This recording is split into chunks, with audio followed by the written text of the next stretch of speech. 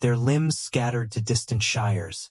In all cases, the gallows became an unending reminder that law was merciless and kings ruled not only by sword but by rope. The fear of the gallows was deep and constant. To dream of it was to dream of disgrace, to die not as a warrior or a martyr but as a criminal, denied burial, denied dignity. In the songs and ballads of the age, gallows loomed as both threat and inevitability.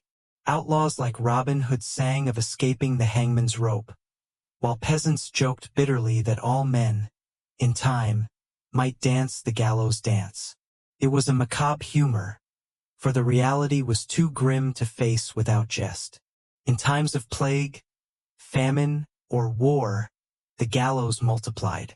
Fields filled with the dead, criminals punished for thefts born of hunger, deserters strung up for fleeing the battlefield, rebels hanged in rows as warnings to others.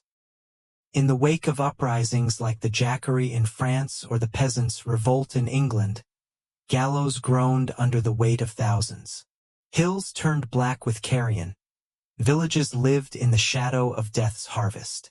For the rulers, it was necessary terror. For the people, it was hell brought down to earth. And so they remained, these forests of the hanged. Year after year, new bodies joined the old. The wood of the gallows grew slick with rain and fat, the ropes stiff with dried blood. Generations passed, but the gallows stood eternal, timeless monuments of warning. To walk past them was to remember one's place in the order of the world. To disobey law was to swing, to dangle, to rot in public, one's shame eternal.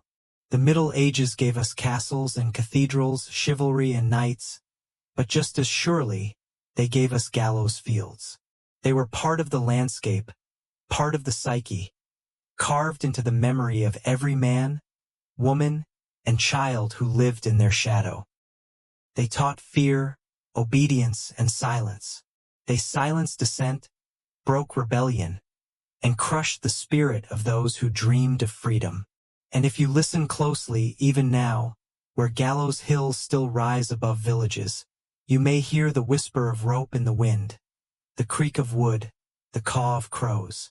The forest of the hanged may be gone, but its memory endures, a shadow over the past, a reminder that the Middle Ages were not only an age of faith and valor, but of death displayed as spectacle, where justice and horror were one, and the bodies of the condemned swayed forever in the wind.